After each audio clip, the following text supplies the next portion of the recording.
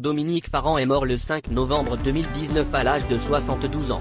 Plusieurs célébrités ont présenté leurs condoléances à son fils Sébastien Farran. Pourtant, un nom sort du lot et interpelle beaucoup les internautes. Laetitia Hallyday n'a montré aucun soutien sur les réseaux sociaux. Avant d'aller plus loin dans l'article, il est nécessaire de préciser que celui qui est en deuil, Sébastien Farran, fut autrefois le manager de Johnny Hallyday.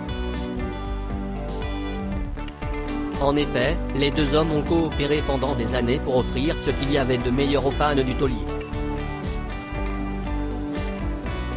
Après la mort de Johnny, le 10 septembre 2019 pour être plus précis, Sébastien Farran annonce dans une lettre adressée à la AFP devoir mettre fin à leur collaboration. Une décision qu'il dit avoir été prise à contre-cœur.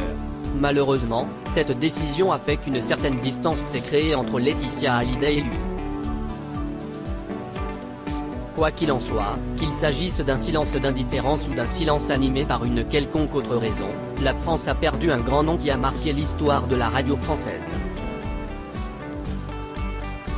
Plusieurs personnes ont donc décidé d'envoyer des messages de soutien à ce fils qu'il a laissé dans le deuil.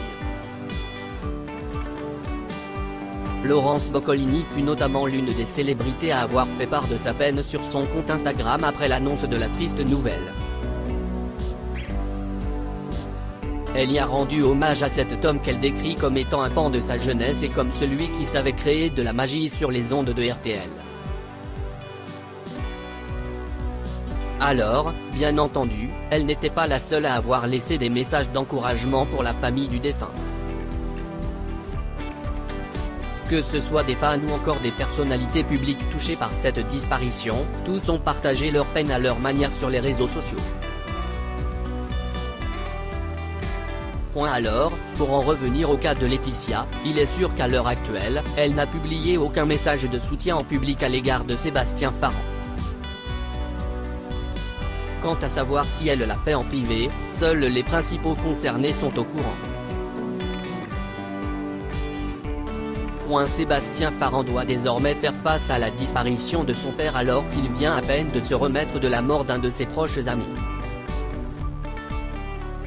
En effet, en juin 2019, l'agent des stars de la musique a dû faire ses adieux à son ami et client, Philippe Serbonneschi, alias The Dar après que celui-ci soit tragiquement tombé de la fenêtre d'un appartement à Paris.